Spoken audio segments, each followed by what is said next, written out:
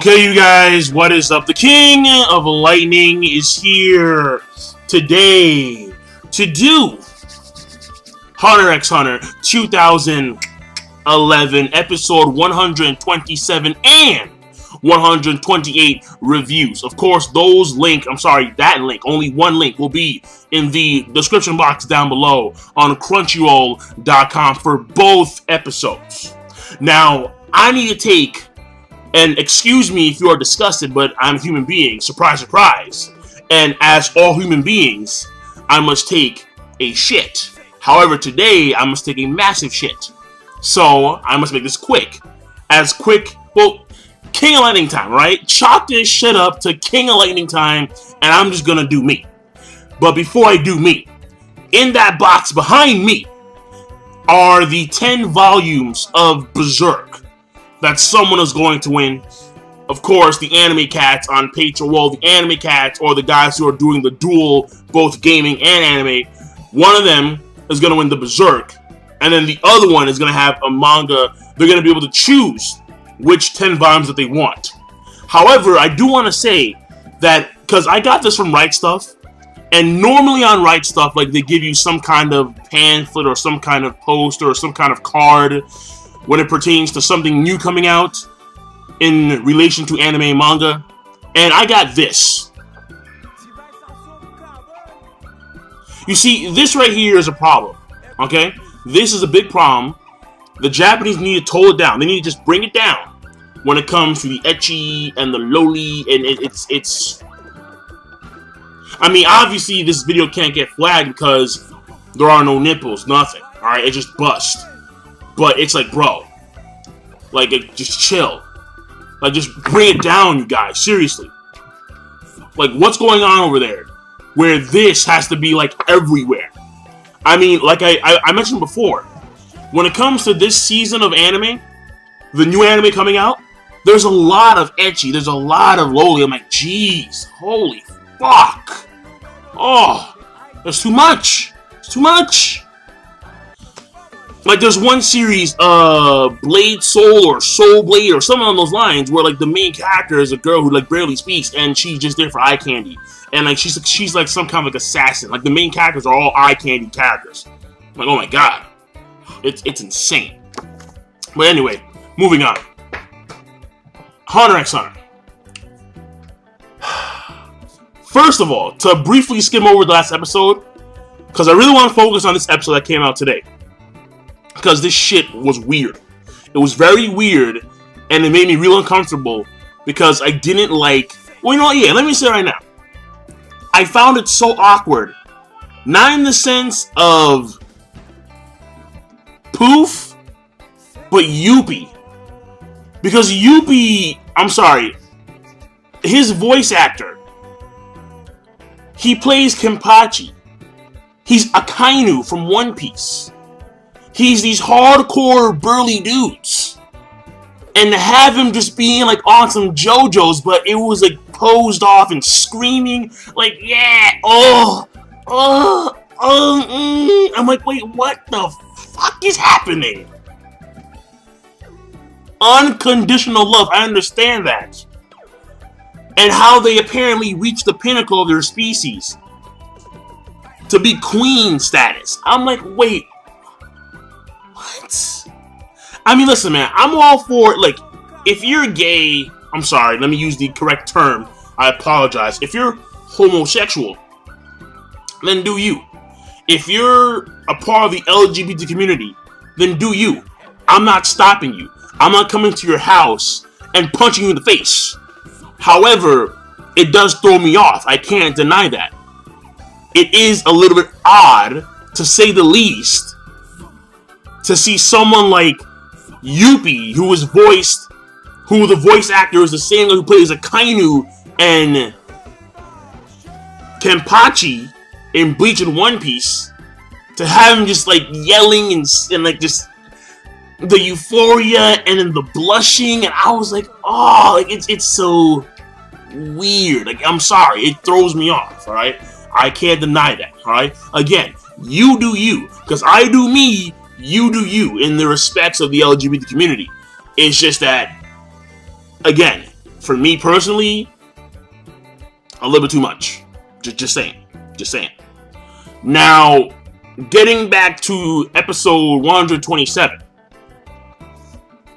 The thing here is that a lot of it was just build up for Gon stuff. Like, it was build up for the build up of Gon and P2.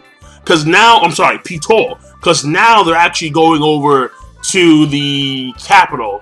They're going over to Beijing. Whether or not Beijing is the capital, I'm not too sure, I forget. But they're going over to Beijing so she can fix Kite. And whether or not she can do that, we'll see. However, the thing here is that, again, she still wants to kill Gon because Gon is a major threat. She sees Gon as a massive threat to the king and his reign. But also, we have Komugi now conscious, awake, because the surgery's done.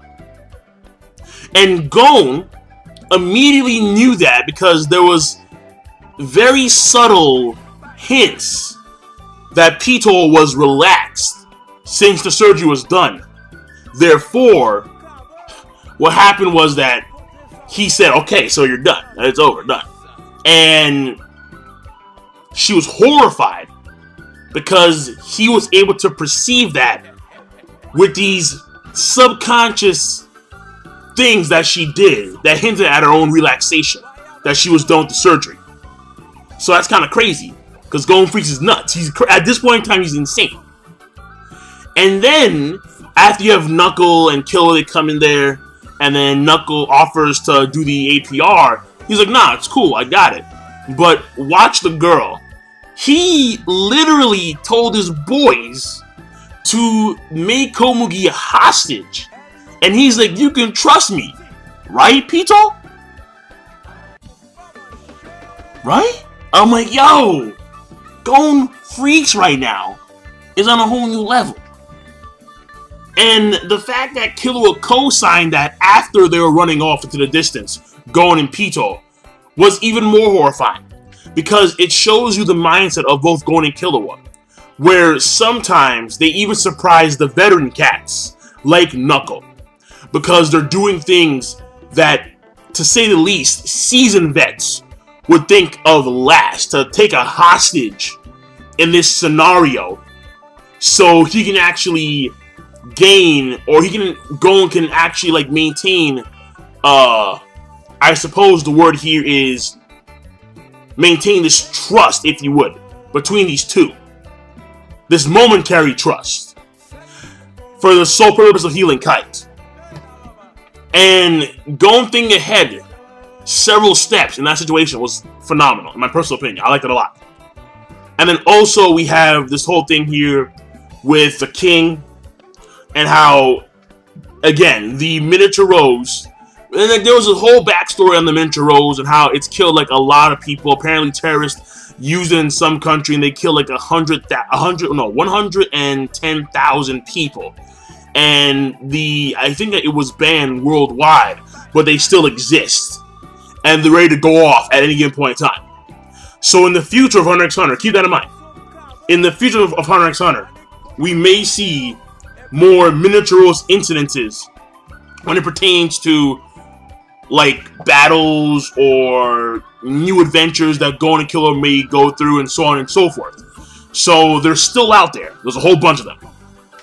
Now, the king was able to survive, but not before we have Yuppie and Poof searching like crazy.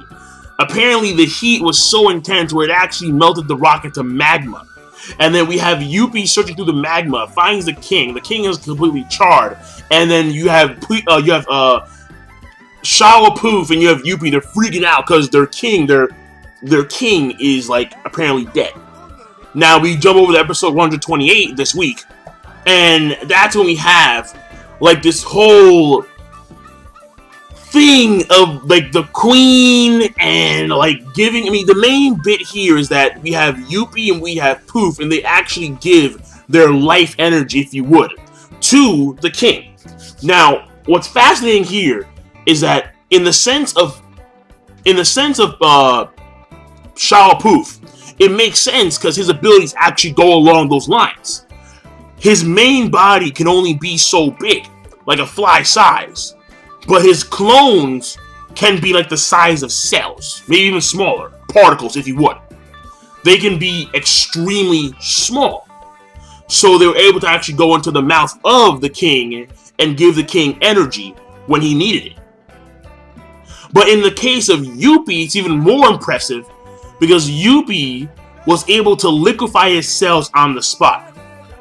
Now again, keep in mind here that Youpi's ability range is immense because Youpi is a magical beast type chimera ant.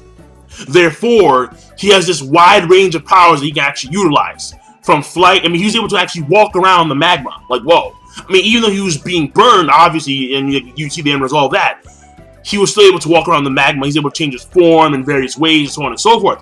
And here, he's able to do this to the point where he can actually liquefy his own cells and give his energy to the king. And of course, the king, not really fully aware, compliments these two on the life force that they're giving him. And keep in mind here that the king, when he first went out into the world, his main source of nutrition were Nen users and their brains, because they had the most life energy among the humans. In this case, however, he's getting life energy directly from his royal guard. And we know for a fact that the royal guard have an immense amount of Nen. Not as much as the king himself, but still an immense amount of Nen. So the thing here is that the king for the first time is experiencing nutrition like no other, in a state where he's near death. And because he's being revitalized, where initially all hope was lost, it seems as if, like, quote-unquote angels, quote-unquote the heavens themselves, have come down to save him, when in fact it is his royal guard. And because Poof and Youpi had shared their essence with the king, in the sense of the chimera ant. Think of the chimera ant cycle. What is it? The chimera ants, they kill a species and they consume that species. And then that species is reborn into one of them, chimera ants. And in this case, it goes along the same lines, where we have Meruem.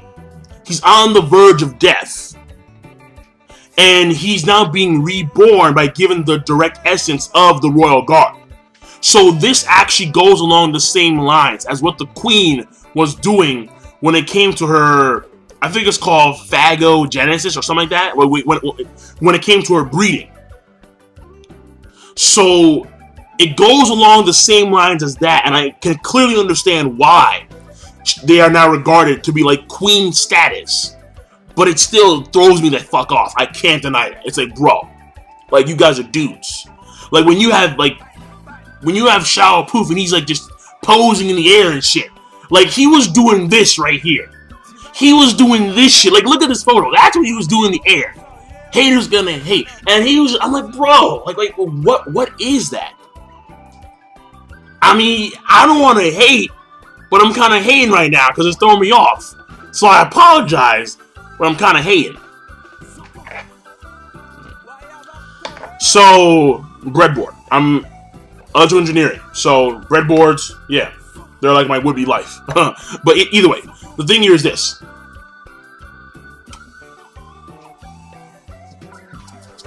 I'll take it.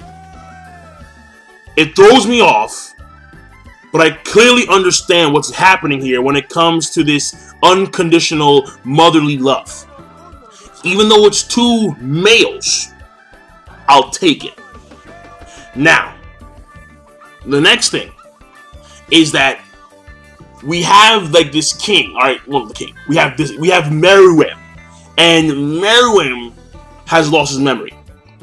So he goes through this process of trying to ascertain as to what's going on. And what was fascinating was that Shao-Poof capitalized. He capitalized on it. To where now he's taking an opportunity Alright, he pulled the edge. On this day I see clearly. And one of the clones, no, I'm sorry, all of his clones merge back into one giant poof body. And then they blitz right back towards the castle to kill Komugi. They're taking complete advantage. I'm sorry, Shawa Poof is taking complete advantage of the king. And how the king, I'm sorry, Meruem, how he lost his memories, and he regains his memories once he sees something, or once he's notified of something. So here, we have Shawa Poof literally destroying what was built up, or because it's not really there anymore. I mean, the king has to first see Komugi, and then he'll get it all back. But he's destroying the possibility of the king seeing Komugi and actually remembering who she is. Therefore, he is destroying what was built for the past few episodes when it comes to the king and Komugi, and also when it comes to what Neferupitu's doing in regards to Komugi and saving her life.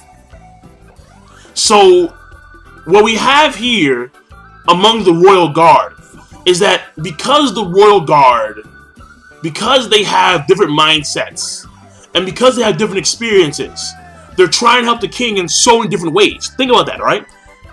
Because Neferupitu had experienced the king coming to her and begging her to save Komugi, and at the same time we have Shawa Poof literally giving his essence to the king to save his life, alongside with Yuppie. Yet because Yuppie had gone through such a dramatic change in egoism over the course through his fight with Knuckle, we have all these different experiences, and they're starting to culminate into these conflicting outcomes between the Royal Guard. So in a sense, if Neferupitu was still there, imagine that, if Neferupitu was still there, and the Shawa Poof clone tried to kill Komugi, Komugi would have killed the clone, or Komugi would have Neferupitu would have destroyed the clone. Because there's a conflict of interest, but it's all for helping the king. So I kind of want to compare it to almost like the Game of Thrones. I really do. But that's what it is, in a sense. And it's very fascinating to see how it's all playing out. I like it a lot. I do. And basically, the clone gets jumped. The clone gets jumped by Knuckle, by Melioran, and by Palm, because Palm actually saw, once she sees a person once, she can always track them down. And apparently at some point she saw the king, we don't know when exactly, but the facts here is this. She now knows that the king is on his way. And he was able to actually, we see him actually learn to fly within a few seconds. And what would have taken 20 minutes on foot is now taking 5 minutes via flight. Even less than that.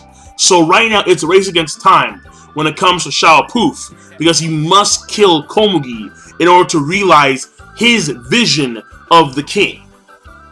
Which again, goes against Neferupitu's own vision of the king.